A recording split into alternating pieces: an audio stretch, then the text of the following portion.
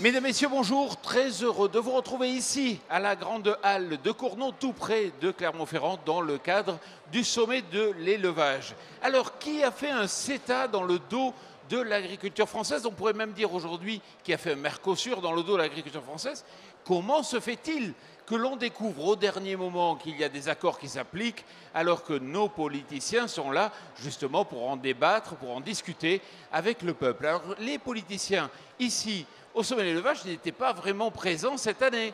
Alors c'est vrai qu'il n'y a pas d'élection, résultat, on a eu 0 politicien, enfin 0, sauf un, François Asselineau, merci d'être présent. Vous êtes candidat, donc vous étiez candidat à l'élection présidentielle. Vous représentez ici l'UPR, l'Union populaire républicaine. À ma droite, donc, Dominique Fayel, bonjour. Bonjour. Alors, vous êtes président de la FDSEA de l'Aveyron, vous êtes éleveur de bovins viande. Expliquez-nous un peu votre exploitation. J'ai un système très classique dans ma région, à savoir que j'ai 65 vaches, je produis un race limousine et je produis des broutards pour l'Italie. À vos côtés, Jean-Marie Serroni, agroéconomiste, bien connu, très souvent présent dans notre émission. Vous êtes expert consonance. Déjà, quel est l'enjeu du CETA? Si on parle du CETA uniquement, rappelez-nous un peu les chiffres clés. Alors déjà, entre le CETA et le Mercosur, on n'est pas dans le même contexte, puisque le CETA est un accord qui a été signé, qui a été adopté, ratifié par le Parlement européen et qui va passer dans les parlements nationaux et les parlements provinciaux au Canada. Au Mercosur, on est en phase de négociation. On n'est pas du tout en conclusion de négociation. Et ce qui fait beaucoup de bruit depuis une semaine, c'est que je crois que c'est en ce moment, il y a une ronde, pour employer un terme non anglophone, une ronde de discussion où on fait des propositions. Donc l'enjeu dans ces traités qui se multiplient, ces traités bilatéraux, ils se multiplient au fur et à mesure que l'OMC s'affaiblit. Qu'est-ce que l'on fait? On négocie des accords d'ouverture du commerce, puisque le fond, c'est l'ouverture du commerce. On négocie plusieurs choses. On négocie la réduction des droits de douane sur la majeure partie des produits. Et on négocie des produits sensibles, dont la viande bovine, classée produits sensibles. Et qu'est-ce que ça veut dire quand les produits sont dits sensibles? Ça veut dire que les droits de douane ne sont pas baissés, mais qu'on négocie des contingents qui sont libres d'accès, enfin sans douane ou quasiment. Et ensuite, on négocie des clauses de sauvegarde ou des clauses particulières. Au cas du CETA, donc qui est un traité entre l'Union européenne et le Canada, qui est en négociation, et personne n'est pris de court puisque c'est en négociation depuis 6 ou 7 ans. Qu'est-ce qu'il y a en matière agricole? Donc il y a réduction des droits de douane sur quasiment, enfin suppression des droits de douane sur quasiment tous les produits, notamment sur tous les produits alcoolisés.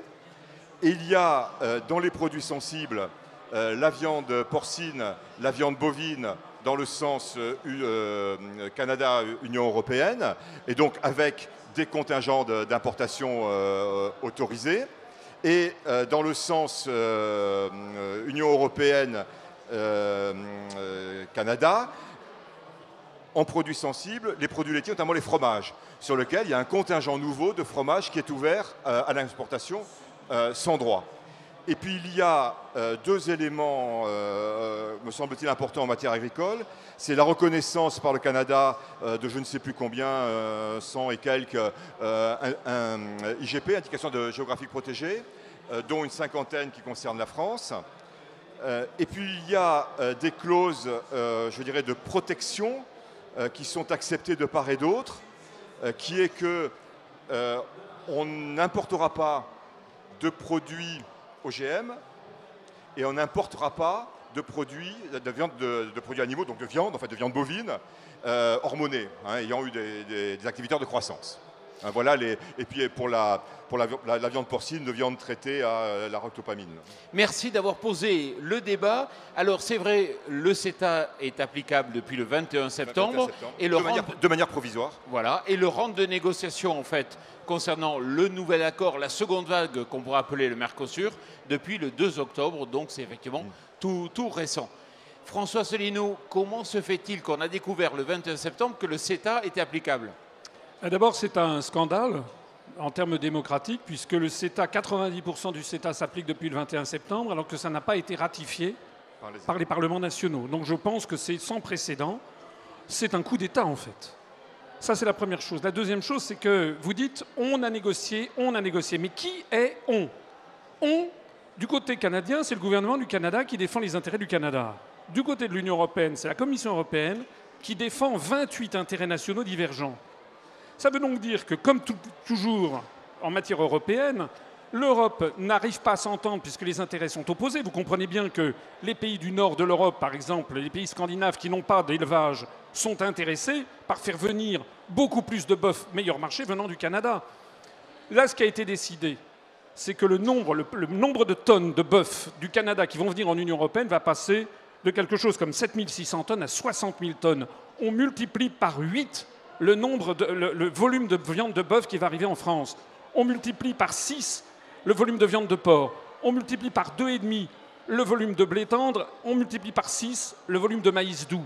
En échange de quoi on a quoi? On a simplement le fait que les fromages vont être multipliés par 6 dans le sens Union européenne vers le Canada.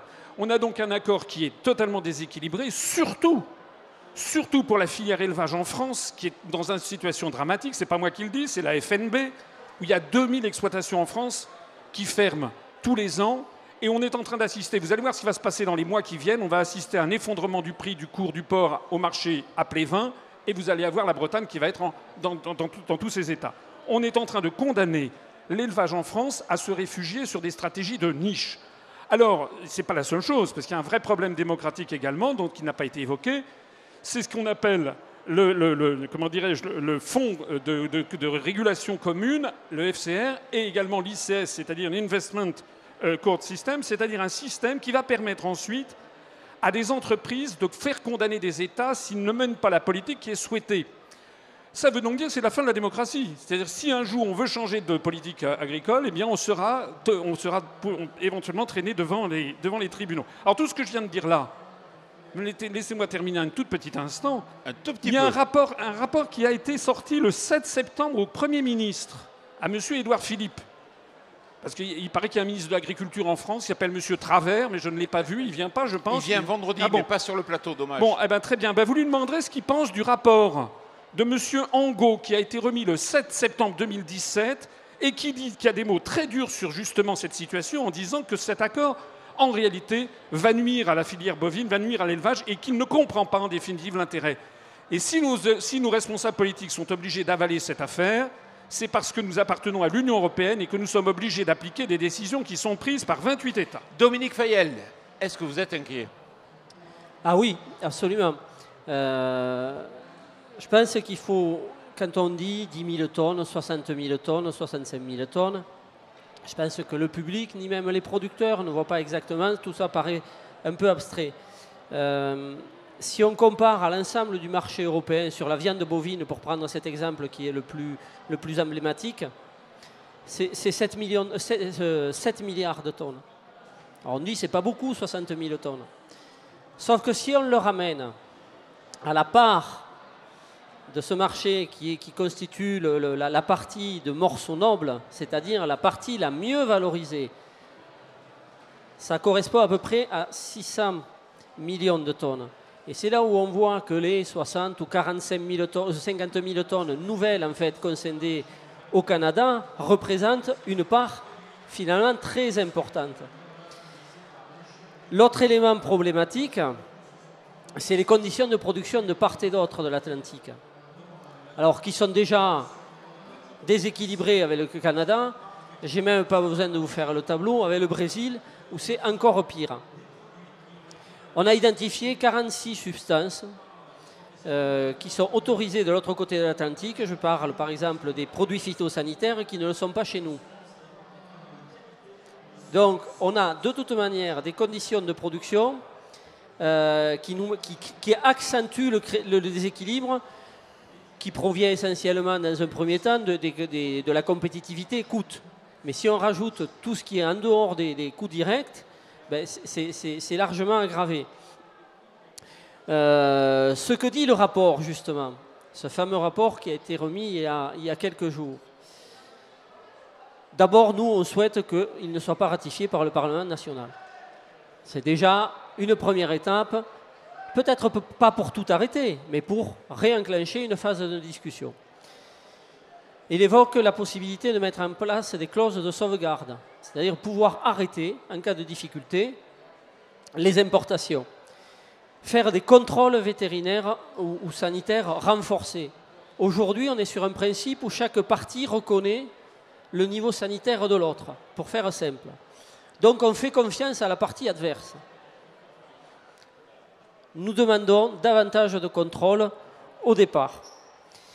Et puis nous faisons une proposition qu'ont mis en œuvre nos collègues suisses, enfin la Suisse en tant qu'État membre, qui a mis en place un étiquetage. Ce produit est issu d'un mode de production qui n'est pas accepté en Suisse. François Asselineau. Moi, ce que je voudrais dire, je voudrais revenir au fond du problème.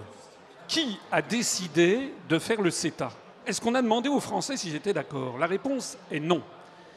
Je regardais le journal La Montagne d'aujourd'hui. Qu'est-ce que je vois dans le journal La Montagne? Je vais le montrer ici, je ne sais pas si vous l'avez.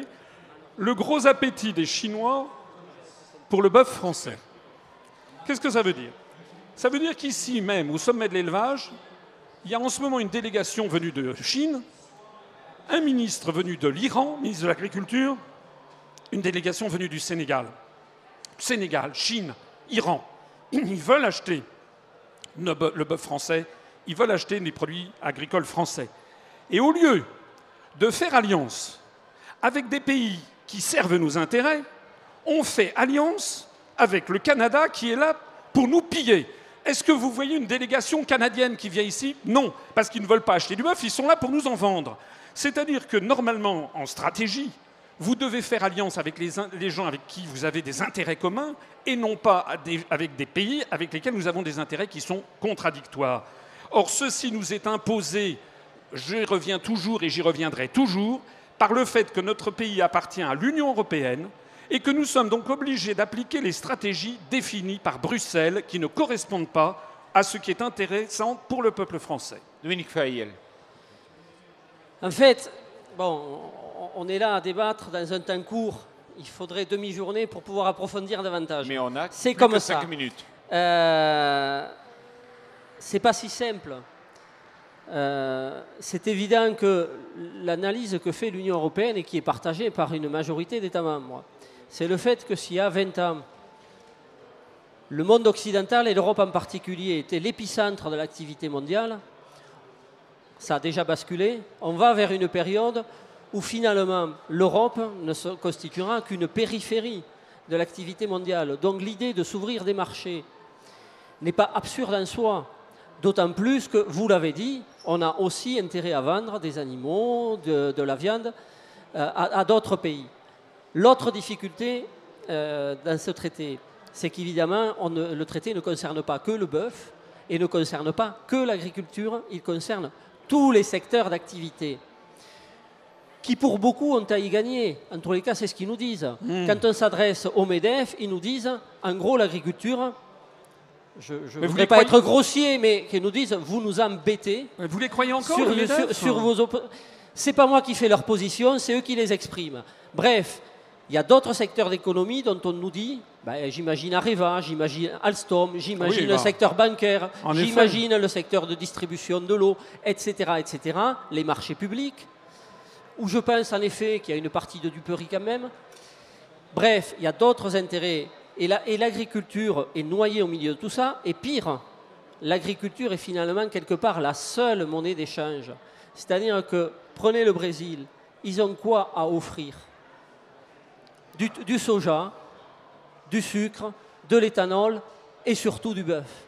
Voilà notre difficulté. En fait, nous sommes la monnaie d'échange. Il faudrait que l'agriculture, et en tous les cas les secteurs les plus sensibles, soient extraits de ces négociations. Jean-Marie Serroni, rapidement, j'ai plein de questions à vous poser. Voilà. Moi, ce que je voudrais là, je suis là pour donner les faits, et je crois que ça ne sert à rien de se faire peur. Alors, la peur n'invite pas le danger, il ne faut pas non plus être naïf. Bon. Deux, trois éléments. Quand vous dites les Canadiens ne sont pas là pour acheter, etc., vous savez que le solde agroalimentaire Union européenne, Canada, nous vendons aux Canadiens beaucoup plus que ce qu'ils nous achètent, que ce qu'ils nous vendent. C'est la raison pour laquelle nous n'avons aucun intérêt à signer ce CETA. Mais au contraire, ils nous achètent beaucoup plus qu'ils nous vendent. Donc le commerce nous est aujourd'hui favorable. C'est la raison pour laquelle il ne faut pas changer les règles. Quand on a des règles qui nous sont favorables, on n'accepte pas de les changer à notre détriment. On a tout intérêt à continuer à développer ça, me semble-t-il. Deuxième élément, l'Union européenne importe aujourd'hui 300 000 tonnes équivalent carcasse de viande bovine. 300 000. Hein, au niveau de l'ensemble de l'Union européenne. C'est-à-dire que si on n'importait pas, on ne produit pas assez de viande bovine pour nourrir les Européens. Alors on pourrait se dire pourquoi on ne le produit pas chez nous. Et en France, c'est pareil. On importe de la viande bovine parce qu'on n'en produit pas suffisamment et on exporte des animaux non finis. Donc il y a d'un côté ces négociations internationales et sur la viande bovine, vous disiez c'est plus 7-8 000 tonnes le quota actuel qu'il y a. Passé à 60 000, oui. Hein, mais ce qu'il faut savoir, que vous ne savez peut-être pas parce que là c'est assez particulier, enfin assez spécifique, c'est que ces 7-8 000 tonnes, les Canadiens ne les utilisent pas. Parce qu'ils ne peuvent pas les utiliser à cause de la viande hormonée. Alors, ça joue dans les deux sens cette affaire-là.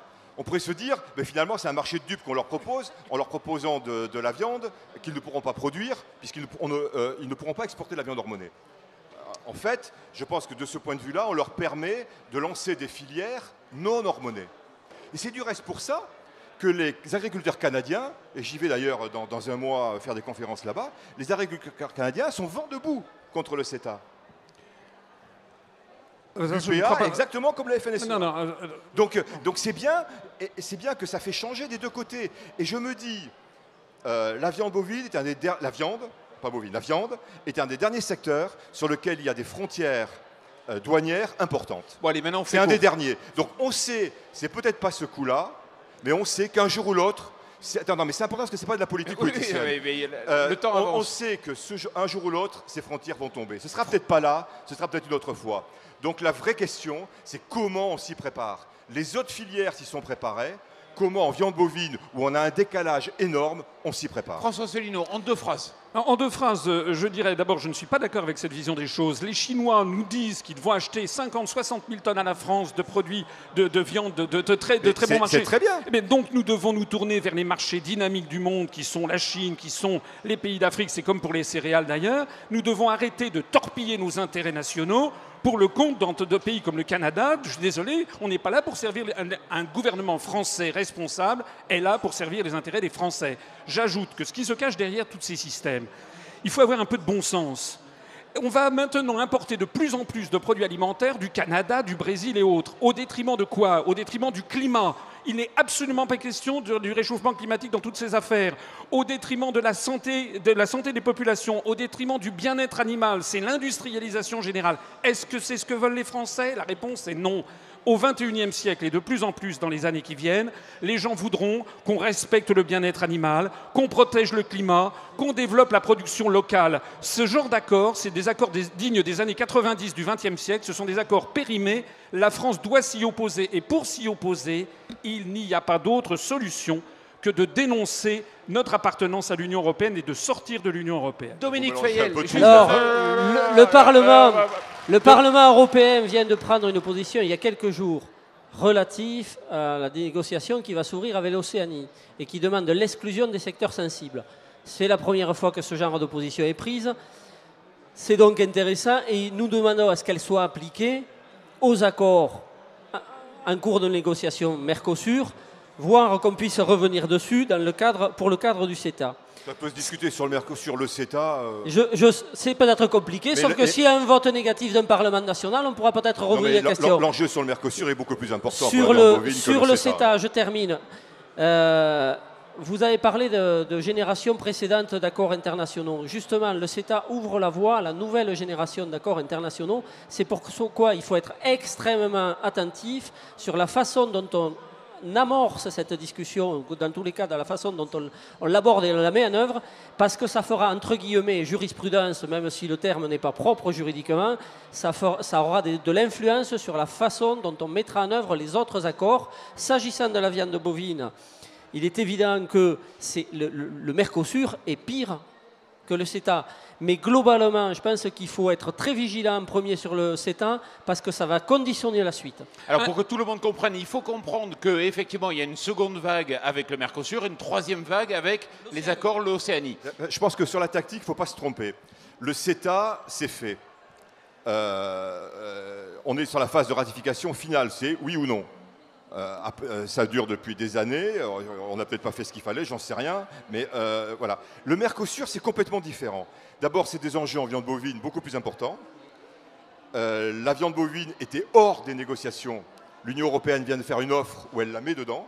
Donc là on est en plein dans l'action. Là, on n'est plus dans un combat du coup d'avant. On est en plein dedans. Et l'argument de dire ils ne produisent pas dans les conditions qui nous conviennent, je pense que c'est un argument extraordinairement dangereux. Parce que si je dis je ne suis pas d'accord pour vous acheter parce que vous ne produisez pas dans les conditions qui me conviennent, je sous-entends que si vous produisez dans les conditions qui me conviennent, je suis d'accord pour acheter. Et il suffit que vous changez vos conditions et je suis coincé. Jean-Marie Sironi, c'était attention à cet argument. Sauf que la nouvelle génération d'accords internationaux prendra en compte les aspects environnementaux, les aspects sociaux, etc. Donc il faut être vigilant sur la première vague. J'ai une question à vous poser. Ça ne va pas être facile pour vous, vos réunions au sein de la FNSEA. Il y en a qui sont pour les accords internationaux, les producteurs de fromage, les producteurs de lait, et d'un autre côté, des intérêts divergents avec la viande. Comment vous allez arbitrer ? Oui, il y a des secteurs qui peuvent avoir intérêt, peut-être pas autant d'ailleurs que le disent certains économistes. À chaque fois, on nous fait la même chose. Ce que nous demandons, c'est de sortir les secteurs les plus exposés de la négociation. Dominique Fayel, merci beaucoup. Non, je dirais un dernier mot quand même. Un gouvernement n'a pas à être vigilant par rapport à ce que décident d'autres. Un gouvernement, c'est fait pour décider. Le gouvernement français doit dire non au CETA parce que nous devons protéger les agriculteurs français. Point barre. Il est élu pour ça. Mais c'est pas le gouvernement, c'est le Parlement. Le débat est fini. Le gouvernement, nous n'avons pas à appliquer des décisions qui sont prises par une oligarchie qui pilote l'Union européenne depuis longtemps. Laissez-moi 2 minutes pour vous poser la dernière question. C'est la vérité. C'est la vérité. Laissez-moi 2 minutes pour vous poser la question, qui est sur un sujet qui est très différent du sujet du débat. J'ai vu votre position sur la Catalogne. Aujourd'hui, vous êtes très inquiet par rapport à ce qui se passe. Oui, parce qu'il y a par ailleurs, mais là on change complètement de sujet, Totalement. une politique qui s'appelle la politique des euro-régions, qui est pilotée depuis Bruxelles, qui vise au démembrement des États-nations, pour justement ne plus pouvoir s'opposer à ce rouleau compresseur venu d'outre-Atlantique. Et moi, il y a la Catalogne aujourd'hui. Faites très attention à ce qui risque de se passer en France demain avec la Corse, avec la Bretagne, avec l'Alsace, avec également en Belgique la Flandre, et regardez également les forces centrifuges au Royaume-Uni. Il y a une politique délibérée qui est derrière. François Asselineau, merci beaucoup. Dominique Fayel, merci beaucoup. Jean-Marie Sironi, merci beaucoup et merci à vous tous. On se retrouve dans quelques instants pour une nouvelle émission.